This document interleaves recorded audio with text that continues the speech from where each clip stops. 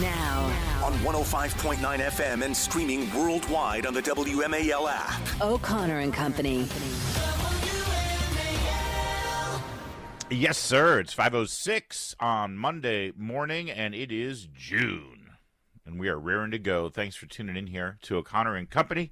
For the next 4 hours, we'll take you right up to Christopher J. Plant. I have no idea what Chris Plant's middle name is. But we're going with J. He seems like a James or a Jake. You just made up the J? Yeah, no idea if it's J. Johnson, perhaps. Juniper Bush. Jelly Belly. Coming up at 7:05, Joe DeGeneva. I think he might have something to say about the fake conviction from the fake trial. And honestly, I think at this point the entire island of Manhattan is fake. Joe DeGeneva, 7:05. 7:35, Congressman Mike Waltz of Florida. 8:05, Jenny Terre, New York Post reporter, covering the border. And at 8:35, actor and now author Nick Searcy will join us, talk about the state of affairs in Hollywood and in this country. That's all coming up and a whole lot more. It's Larry O'Connor with that. So you heard her voice. She's Julie Gunlock. Good morning. Julie, you know, I have a feeling that people are tuning in this morning just to see if we made it to the microphone. Right. After last night's late night at the Birchmere Theater in Alexandria. You had a shorter commute home than I did. We were like right around the corner from you. Yes, I was lucky. For our free speech forum, the WMAL Free Speech Forum, which was, what a blast. That was your first time experiencing such an event. What did you think? It was. It was it was incredible. I had so much fun. It was so nice to meet listeners and to chat with them, learn a little bit more about them. And it was really fun to be on stage with you and Chris Plant, Patrice, and of course Mark Levin, the great one. The great one, yes. Yeah. We were. It was sold out, packed, absolutely packed. It's really, you hear it's going to be sold out, and then when you step out on the stage, Julie, after it's really overwhelming when you see everybody out there screaming. Oh yeah, just that sea of humanity. And we should take a moment to say, we left someone out there because our brother and our fellow soldier in arms, afternoon drive broadcast host Vince Colonnese was unable to get there. We found out Friday midday that Vince was suffering from a medical condition that kept him off the air for a couple of days last week, and is going to continue to keep him off a little bit. He had a strep throat that manifest into an abscess in his throat, and he had to have a surgical procedure Friday afternoon with regard to that. I'm happy to tell you, unfortunately, he wasn't able to join us on stage, but he is feeling great. He's been released from the hospital. He's home. And apparently he's talking already and being able to exercise that voice. Julie, when you're in our business and you hear anything having to do with the throat, I mean, you can, my entire body can fall apart, but if I can breathe and I can talk, I can do this job. And so it freaks all of us out when we hear about anyone having to deal with their throat. But knock on wood, Vince seems to be on the road to recovery, and he's going to be back behind the microphone as soon as he possibly can. Yeah, I agree. And we were thinking about Vince all last night. And I know the audience, there was sort of this audible gasp when we explained where he was. People are very concerned. People have lots of questions. So people will be thrilled to hear when he's back on the air. Yes, and we will too. But that said, as they say, the show must go on. And we had a great time last night. And Chris Plant and Mark Levin were absolutely on fire, as you can imagine. I'll tell you, I knew that we were going to have a lot to talk about after the ridiculous convictions of Donald Trump last week, but having it happen right in the middle of the election, like we're in the middle of, there's just so many issues that we're facing right now. It actually had, I don't want to say a somber tone, because it's always a very fun and festive evening. But boy, it took a real serious turn toward the end when Mark and Chris both sort of laid out exactly what's at stake in this election. Yeah, it was. There were some serious moments, and there were a couple times throughout the event where I kind of got a little, I felt myself getting a little worked up. We had a World War II vet in the audience. Mention that, Larry. That was incredible. 100 years old, James Brandon. He is a Vietnam War veteran, a Korean War veteran, and a World War II veteran. And apparently his the woman who was with him, who's sort of like handling, I'm not sure what their relationship is, so I don't want to presume, but she was definitely sort of escorting him around, taking him around in his wheelchair, came up to me afterwards and let me know he's been to every single one of our free speech forums. Oh my gosh. But this was the first time that we knew of his history and his background and we acknowledged him from the stage, and that was an incredible moment. And he actually had a few words to say when Corey gave him the microphone to speak. But yeah, that was pretty moving. There were a lot of moments like that where I was just happy to be in the same room as everybody. I will tell you, Larry, I have some friends, the hens. The hens, we talk about the hens sometimes. The hens never came up to say hi afterwards. I know, you know what, they had to leave. They had to run off. But I have some good friends, and we call them the hens because they're a group of women, and they text me throughout the show, and they were there. And they go every year, and I was texting with, I call her the head hen, and she said it seemed a little heavier this year, a little bit more serious. Yeah. Everybody was a little bit more emotional, and I think that's because of, again, what's going on in the country. Yep, I agree. Well, for those of you who haven't been to a free speech forum, and I'm really hoping, and I heard this from people a lot, we usually do these in the fall, and because of various scheduling conflicts, we weren't able to do it last fall, so we're a little overdue for this one that we just did the first weekend in June. But I just think, given everything going on this year and the election, I hope we find a way to do one more in the fall before the election. I think that would be fantastic. I know the whole team at WMAL and our event staff and our marketing people and management and everybody was there. Honestly, pretty much everybody who works in the building was there last night making it happen, and they did a great job. And I know there's a lot involved, but boy, it would be great to do it one more time. What? So that everybody who's hearing us talk about it right now could have a chance. But everyone comes to the Birch Mirror, they have dinner, they have drinks. And then we're on stage for a little over an hour and a half. We do a presentation where we all, say a few words, and then we answer questions that have been pre-written out on cards for us. And all of our producers were there, Michael Piercy, Corey Ganamort, and Heather Hunter. They ask the questions, we respond to them, and afterwards we go out into the lounge, and we all stay until the very last person has shook our hand and posed for a picture, and it's a blast. It really is. And hopefully we can do it again. But it was my favorite part is just, as you were saying, Julie, afterwards, where we just get to have a few moments with everybody and pose for pictures and hear their story, and it's just neat. I will say too, just selfishly, I come in the morning and I do the show with you, and I see Heather and I see Michael, and I see Bill. And then, shortly after that, I might do some stuff around the office, but I leave. I see Chris Plant. I see Chris Plant every morning, right, for the handoff. But it's great to see Mark Levin. And it's great to see Patrice, because I'm not here on Fridays. Right. Everybody thinks that you, I know, they say, you guys are such a great team. And Julie and Patrice are like, we never get to work together. Yeah. And so it's fun seeing everybody sort of, it's like any office event. You're like, oh, I get to socialize with my coworkers, so that was fun too. Yeah, that's true, because we all work together and we are a team, but just by the nature of our business, we don't cross paths very much. Yeah.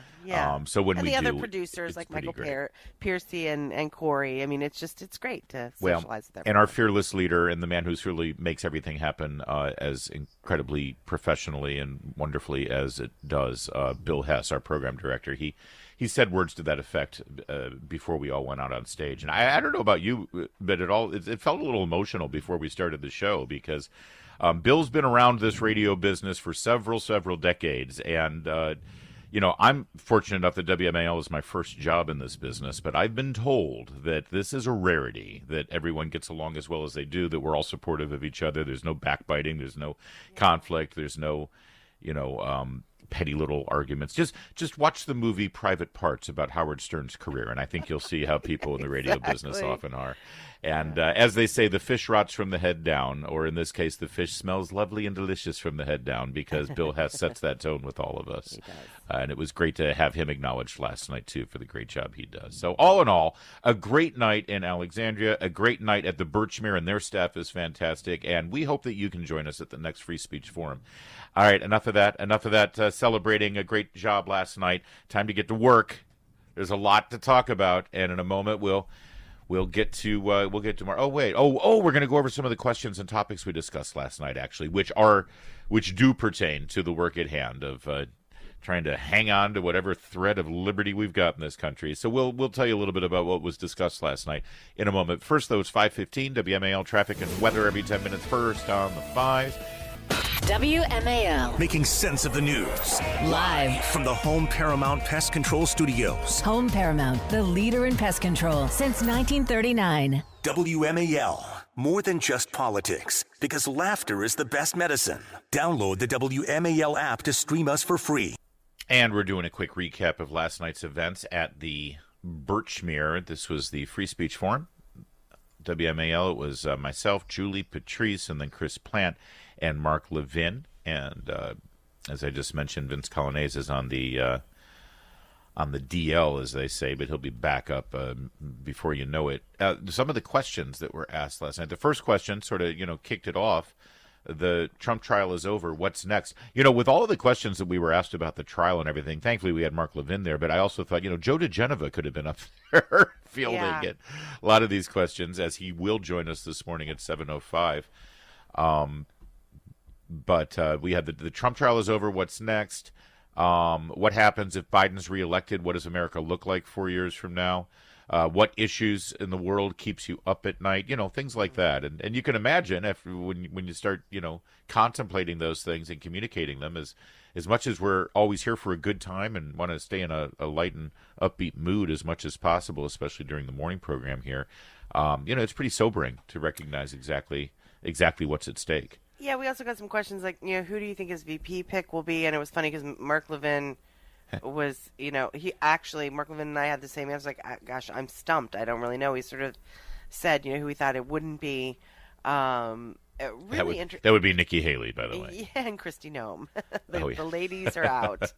But I was stumped with some of these questions, and what would be the next 4 years? That was a moment which to me was probably one of, we try not to be Eeyores. Larry, we always try not to be Eeyores. But, you sort of gave this sort of inspiring speech on that one, saying, that's taking a moment to imagine what the next 4 years would be like if Biden wins is exactly why the people in the room need to get active, need to really do things, do something, because it is a bit terrifying to think of what it will be like if Biden wins. You had mentioned that a lot of the struggles and a lot of fights we're having right now, and I heard a lot of people echoing this when they came up to greet you after the show, is a spiritual battle, that there are evil forces in this world, and you can see the evil in people's eyes as they try to come after our children and change the way our society has been built and won, incredible fights for freedom and human dignity over the centuries. I mean, literally, they're going after the Magna Carta and the ideals that were surrounded Western civilization for hundreds of years, almost 1,000 years. And I like to say, if you believe that, if you agree, and if you're the praying type, then in the same way that you have daily prayers, you need to have a daily routine to try to get the message out, to get, convince one more person they have to vote, convince one more person they have to get involved. It needs to be a daily routine. What did you do today to move the ball a little bit more down the field? This can't just be a show up in November kind of election anymore. That's not going to cut it. It was Patrice who actually made that point about there being evil and a wickedness in the motives of some of these people, and I thought that was really interesting. And the point that I made to that question was, excuse me, that, since COVID, they've gotten bolder. That's right. The parents objecting, the people being concerned about Biden's age, all of these things that people are really worried about, that hasn't in any way convinced Democrats that they need to moderate. In fact, they've become even more radical. And so that's what scares me when you think of the fact that nothing parents do, nothing voters do to sort of say, whoa, let's, simmer down here, Democrats. You're going way too far left. No, they don't care. They've just... They don't, but as I tried to say, listen, we're still in charge here. I know it seems like we're not. I know it seems like we've got insurmountable forces, but you mentioned COVID. Because the parents got to see, we the people got to see what was going on with our teachers and in our schools. Well, it's why Terry McAuliffe is not the governor of Virginia. Okay, it's why school choice is actually winning for the first time ever. That's right. And ultimately, we're done. We're tired of just waiting for leaders to fix this problem and lead it. We realize they're not. We realize they have other agendas. So we, the people, jumped on board. And I think that the Virginia governor's race is a perfect example of that. Coming out of COVID with parents being motivated and seeing exactly what's going on in the schools, and then Terry McAuliffe doubling down and saying, yeah, I don't think parents have a right to say anything about this. Now, they're going to lie going forward. They're not going to make the mistake Terry McAuliffe made. But we know better now. We've seen through the other side of the looking glass. And we're still in charge here. As long as we keep fighting, as long as we still have some level of influence in how these events transpire, we still have a chance. We still have a hope. But the bottom line is we don't wait for other people to lead the way and fight the fight for us, because we've learned our lesson now. It's not just, we elect the person and now we can go on cruise control and expect that person to fill up the agenda. No, we need to be on this every single day. And I'd rather have a life where we can sit under our fig tree and enjoy the fruits of our labor and just raise our children and spend time with our spouses, but we don't live in that world. But let's get there. But right now, this is a fight every single day. And, everyone on that stage last night at the Free Speech Forum, we're in this fight with you, and we're not going to abandon you. It's 524. Now on 105.9 FM and streaming worldwide on the WMAL app. O'Connor and Company. And it's 5:36 on this busy Monday morning in June, third day of June already. We are just charging forward right through the summer into Election Day, and I hope you're along for the ride because we need you. 7:05, Joe DeGenova will be here. 7:35, Representative Mike Waltz. 8:05, Jenny Terr covering the border for New York Post. And then at 8:35, actor, author, I'm going to call him an activist. I'm going to call him a patriot, Nick Searcy. Nick Searcy joining us at 8:35. I'm Larry O'Connor with Julie Gunlock. Good morning, Julie. Good morning. Well, we already had a leak about this testimony a couple of months ago because I've been using it as my reminder to people about Anthony Fauci and, more importantly, the 2020 presidential election. This is what was revealed during a pre-committee deposition that Anthony Fauci gave under oath to the lawyers for the House Oversight Committee, and most specifically, this is the subcommittee on the coronavirus pandemic. But he will testify live and in person today. It's the first testimony since he left the government at the end of 2022. All eyes will be on this committee today, as well they should be, because there's a couple of nuggets that we've already learned that I want to share with you. The most important one is the 6-foot rule. And I always link this back to the election of 2020, because you've got to do this all the time, too. The 6-foot social distancing rule that was implemented across the board that affected businesses, that affected schools. It was the rationale for shutting down schools. Well, if everyone has to be 6 feet apart, then we can't have a classroom setting. So we can't have schools. So everyone has to stay. Rationale for people not visiting in hospitals. Rationale for not visiting in hospitals. A rationale for disruption of all of our lives, beyond the masking, beyond the hand sanitizers everywhere, beyond the vaccine mandates even. The 6-foot social distancing rule may have affected our society, small businesses, basic everyday life more than anything else during the COVID-19 pandemic. And the 6-foot social distancing rule, Anthony Fauci, the head of the infectious diseases division of the National Institute of Health, the man who basically signed off on every single thing that governors used to disrupt our lives, Anthony Fauci, has testified and will reiterate that testimony today under oath that he has no idea where it came from. It just sort of appeared. They made it up. They made it up. Here's the question. Do you recall when discussions regarding the 6-foot threshold began? Fauci, the 6 foot in school? Question. 6 foot overall. I mean, 6 foot applied at businesses. Yeah. It was applied in schools. It was applied here. meaning Congress, at least how the messaging was applied was the 6-foot distancing was the distance that needed to be. And here's Anthony Fauci's answer. I don't recall. It just sort of appeared. I don't recall, like a decision of whether it should be 5 or 6 or whatever. It was just that 6 foot is, and then the question says, did you see any studies that supported 6 feet? Yeah. Anthony Fauci, I was not aware of that. In fact, it would be a very difficult study to do. Question, do you recall reviewing any studies or data supporting masking for children? We go on to that. We'll go on to that in a minute. Why is the 6-foot rule so important? As I said, it disrupted our everyday lives, but it was also the single most important rationale for disrupting the American election of 2020. Our basic voting procedures that kept our elections not entirely secure, but as secure as they've been, certainly compared to 2020, it was all blown up because of the 6-foot social distancing rule. We can't have people standing in line and voting in a polling place because of the 6-foot distancing rule. People will die. So we have to have universal mail-in ballots, drop-off boxes, don't have to worry about comparing signatures, don't have to compare dates on the ballots. All of it was triggered by the 6-foot social distancing rule. Anthony Fauci, today, under oath, will reiterate that he, the man who signs off on all of it, had no idea where it came from. It just appeared. No studies supported it ever. I know that we're all, that many parents, particularly in blue areas of the country, are dealing with this sort of mass sort of amnesia. They don't remember what happened. But let me remind you, in Alexandria, Virginia, and all over Northern Virginia, and all over the country, okay, particularly in deep blue areas of the country, there's your urban areas run by Democrats. This Fauci 6-foot rule, and not just that, the masking of children, which Fauci and every federal agency, based on Fauci's recommendation, was pushing, was used by school officials to intimidate and bully parents, okay?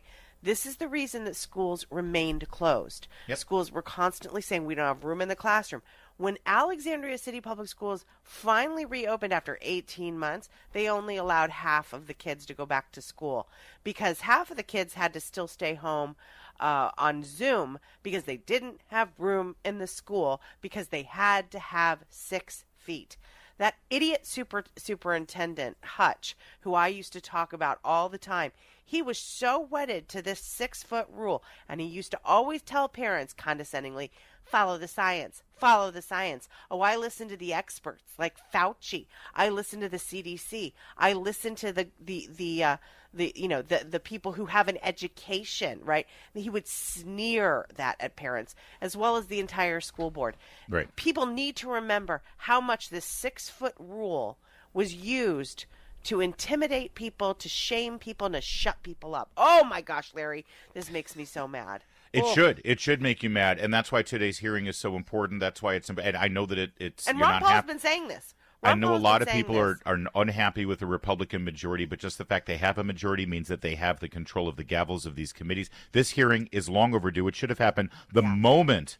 Talk about long overdue. Why isn't he in jail? Well, we'll get to that in a moment because there's going to be more about the lab leak in Wuhan, his efforts to cover up the reality of the lab leak, and U.S. tax dollars under his control going to gain-of-function research. It appears that there was an absolute cover-up for that. Maybe a Republican district attorney or attorney general out there can get creative, like Alvin Bragg got creative in Manhattan. Novel use, yes. And draft up some indictments for Anthony Fauci. We're going to get to that in just a moment. First, though, pensions used to be the answer to a portion of your retirement income, right? Then pensions got too expensive for companies to manage, so they turned to the 401k. But a recent survey found that 90% so looking likely on Wednesday. I'm 7 News meteorologist Eileen Whalen.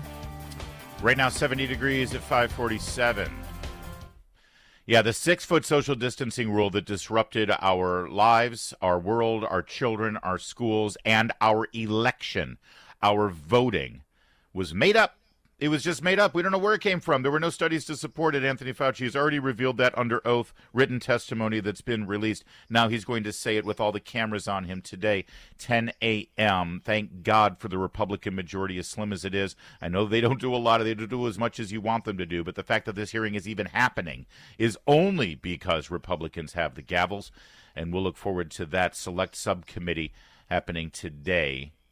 Now, also released about Anthony Fauci and more things being revealed. Let's start with Katie Pavlich's article over at townhall.com. Pretty clear headline here. Emails show Dr. Fauci bribed scientists to discredit the lab leak theory. Fauci, using the term prompted a Mr. Anderson to publish a 2020 paper claiming COVID did not have a lab origin.